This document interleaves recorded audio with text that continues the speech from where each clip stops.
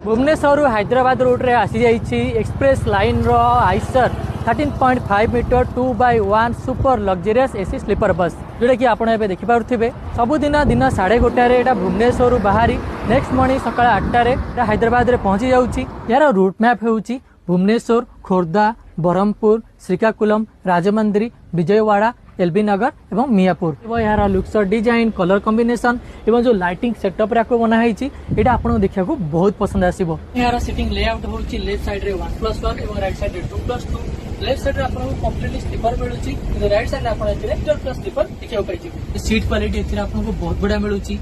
प्रति सीट पर रही separate AC vents, mobile charging port, mobile रखा सेपरेट स्पेस देखियो पाइछि। एटा हेउछि यार ऑफर स्लीपर बर्थ। इथिरे मध्य आपनको बहुत भलो क्वालिटी कुशन्स प्रोवाइड कराई। आपण एथिरे बहुत कंफर्टेबली राइड करिया पई इथिरे आपनको separate AC vents, reading lights, एठी रही मोबाइल चार्जिंग पोर्ट,